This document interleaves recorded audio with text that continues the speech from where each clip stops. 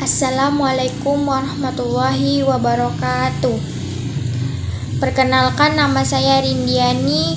Saya dari Prodi 1B Matematika.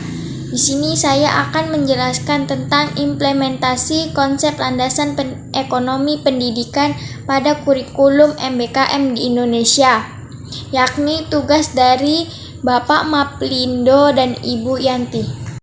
Akan menjelaskan tentang landasan ekonomi pendidikan. Ekonomi adalah sistem aktivitas manusia yang berhubungan dengan produksi, distribusi, pertukaran, dan konsumsi barang dan jasa. Landasan ekonomi adalah suatu hal yang membahas tentang peran ekonomi, fungsi produksi, efisien, dan aktivitas biaya dalam pendidikan. Peran ekonomi dalam pendidikan yaitu: pertama, membangun ekonomi lebih diutamakan agar tidak kalah bersaing dalam era globalisasi ekonomi. Kedua, globalisasi ekonomi dunia tidak boleh dihadang namun harus partisipatif. Fungsi produksi dalam pendidikan. 1. Semua biaya pendidikan pada input fungsi produktif administrator. 2. Uang saku, transportasi, biaya beli buku, dan lain-lain. 3. Biaya yang mungkin diperoleh bila tidak belajar atau kuliah. 4. Tambahan penghasilan bila sudah tamat dan bekerja. Ekonomi pendidikan. Dunia pendidikan bukan dunia bisnis atau tempat mencari uang, tetapi dunia pembinaan beserta pendidik agar dapat hidup wajar dan damai. Ekonomi bukan pemeran utama, namun perannya menentukan. Ekonomi untuk menunjang kelancaran proses pendidikan, bukan untuk mendapatkan keuntungan. Ekonomi juga berfungsi sebagai mencari materi pelajaran. Manfaat ekonomi dalam pendidikan. 1. Untuk membeli keperluan pendidikan. 2. Untuk membayar jasa kegiatan pendidikan. 3. Untuk memateri pelajaran pendidikan ekonomi.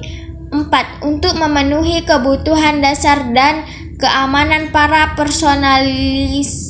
personalia pendidikan. 4. Meningkatkan motivasi kerja. 5. Membangun tenaga pendidikan lebih bergairah bekerja. Implikasi konsep pendidikan. Yang pertama, faktor ekonomi bukan pemegang peran yang utama, namun menentukan keberhasilan pendidikan.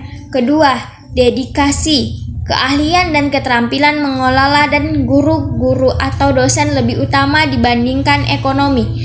3. Fungsi ekonomi untuk menunjang kelancaran proses pendidikan dan bahan atau materi pelajaran. 4. Terwujudnya manusia ekonomi. 5. Membentuk sumber daya manusia yang produktif. 6. Membentuk lembaga pendidikan yang mandiri secara ekonomi. 7. Dana pendidikan dikelola secara profesional. 8. Penggunaan dana harus efisien dan efektif. Pengertian MBKM atau Merdeka Belajar Kampus Merdeka adalah program yang dicanang oleh Menteri Pendidikan dan Kebudayaan yang bertujuan untuk mendorong mahasiswa untuk menguasai berbagai keilmuan untuk bekal memasuki dunia kerja. Tujuan MBKM yaitu untuk meningkatkan kompetensi lulusan baik soft skill maupun hard skill agar lebih siap dan relevan dengan kebutuhan zaman, menyiapkan masa depan bangsa yang unggul dan berkepribadian. Inti dari tujuan MBKM yaitu agar mahasiswa nantinya memiliki kemampuan untuk menguasai beragam keilmuan yang berguna di dunia kerja nantinya. Program-program MBKM yaitu: pertama, program pertukaran mahasiswa merdeka. Kedua, magang bersertifikat. Ketiga, Indonesia International Student Mobility atau IISM. Keempat, studi independen bersertifikat. Kelima, proyek kemanusiaan. Keenam, penelitian. Ketujuh, membangun desa atau KKN tematik.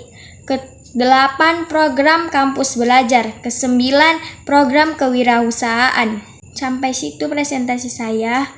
Bila ada kekurangan, saya mohon maaf.